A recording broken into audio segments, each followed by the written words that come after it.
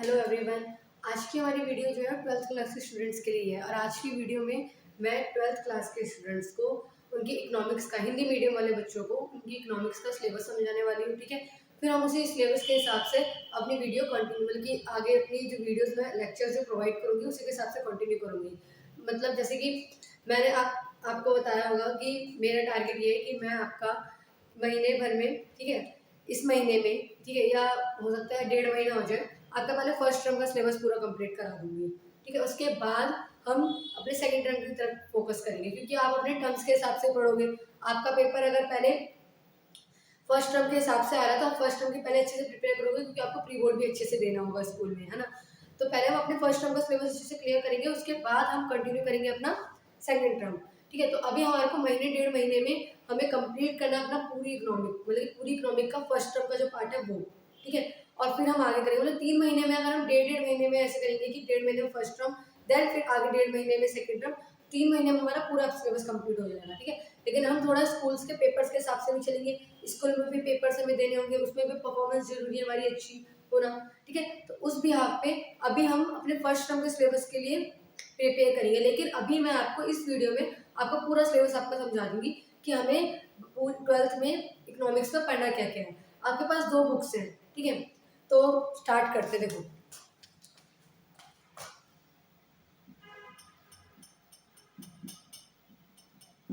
अर्थशास्त्र में आपके पास 2 बुकें हैं।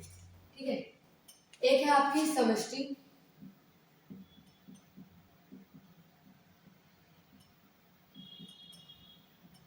एक है आपकी समष्टि अर्थशास्त्र और एक है आपकी भारतीय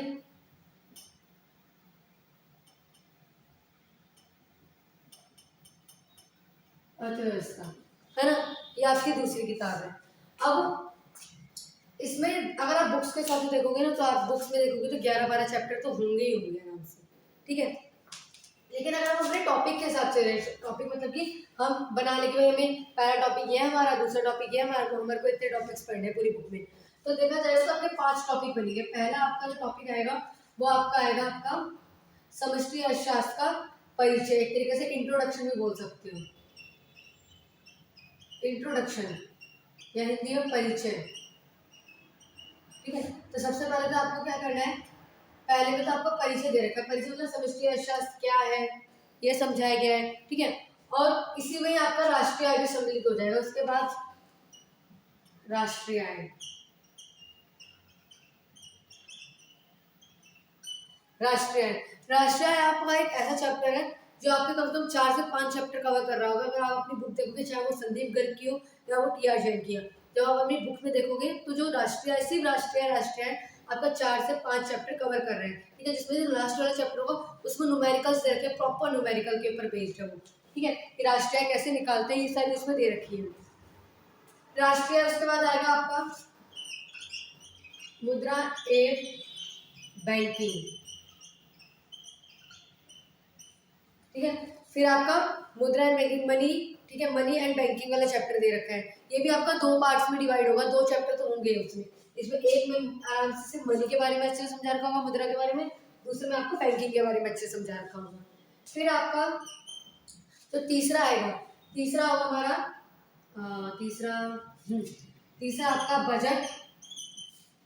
फिर एक और लिख ही लेते पहले हम, बजट, फिर भुगतान शेष। ठीक है, और एक और होगा आपका आय का सृजन। ठीक है, तो कुल मिलाकर आपको इस समष्टि अर्थशास्त्र वाली किताब में आपको ये 5 टॉपिक पढ़ने हैं।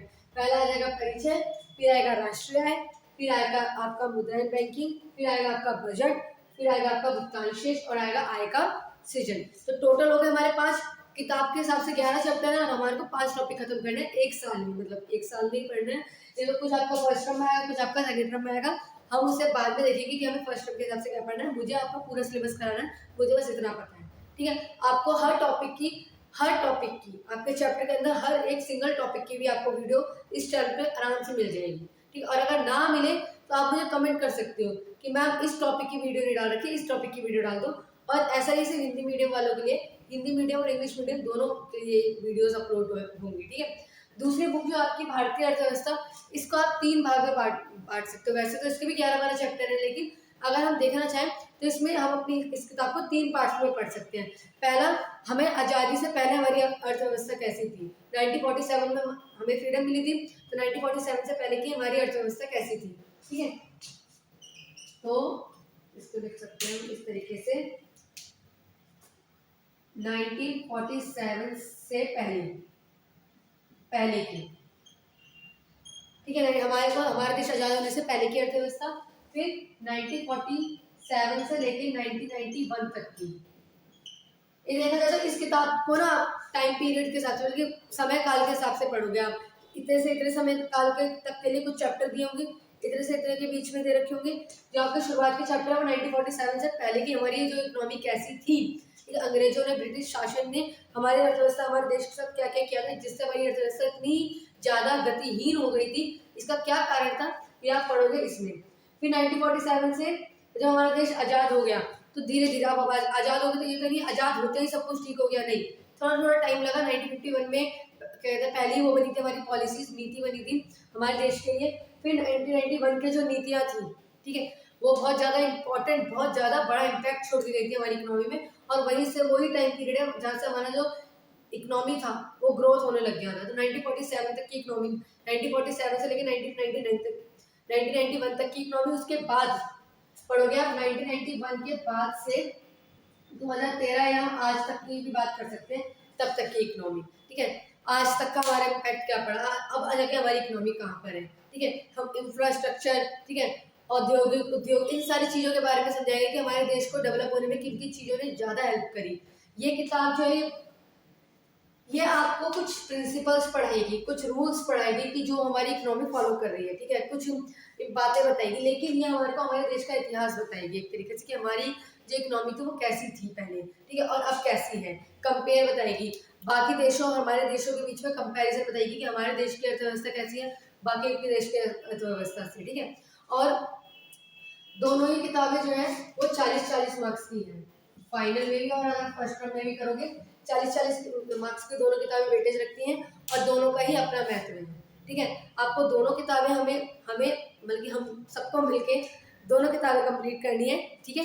और मुझे 3 महीने में पूरा सिलेबस कंप्लीट कराना है, ये मैंने आपसे बोला था, प्रॉमिस है ये मेरा, ठीक है। लेकिन हो सकता है कि मैं अभी सिर्फ 1-1.5 महीने में, अभी जो 1-1.5 महीना होगा उसमें सिर्फ फर्स्ट टर्म का कराऊँ, फिर थोड़ा ब्रेक लूँ, देन मैं 1.5 महीने में बाकी कराऊँ, क्योंकि आपके प्री बोर्ड स्टार्ट हो जाएंगे सितंबर में, ठीक है। तो आप उसकी प्रिपरेशन करोगे, तो मैं चाहती हूँ जो हम आगे का सेकंड टर्म का सिलेबस पढ़े वो आपके साथ ही पढ़ूंगा बराबर पे, ठीक है। अगर कोई चेंजेस भी आए तब भी सिलेबस में, तो हम मिल के देख सके क्या चेंजेस है, ठीक है। तो आज के लिए इतना ही। आज आपको सिर्फ मेरा टारगेट क्या था, सिलेबस समझाना, ठीक है, कि हमारा सिलेबस क्या है, और हम स्टार्ट कर रहे हैं।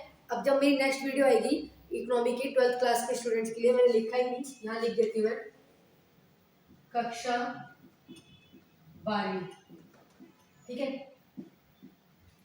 कक्षा 12वीं। इनकी जब पहली वीडियो आएगी मेरी इकोनॉमी की, तो पहले मैं सबसे पहले इंट्रोडक्शन बहुत बड़ा पोर्शन नहीं है इसमें, सिर्फ आपको पता है समष्टि अर्थशास्त्र क्या होता है, लेकिन मैं एक बार दोबारा बता दूंगी। और बाकी इसमें से जो इंट्रोडक्शन वाला पोर्शन है ना, इसमें से ज़्यादा कुछ पेपर में नहीं आता, बस समष्टि अर्थशास्त्र और व्यष्टि अर्थशास्त्र में अंतर पूछ सकता है पेपर में, ठीक है। हमारा जो मेन टारगेट स्टार्ट होगा वो यहाँ से स्टार्ट होगा, राष्ट्रीय आय से, ठीक है। तो हमारी जो नेक्स्ट वीडियो होगी वो आपको जल्दी मिल जाएगी, और अभी के लिए ना चैनल को लाइक कर देना, सब्सक्राइब कर देना और शेयर कर देना, ठीक है। और आज के लिए इतना ही, थैंक यू।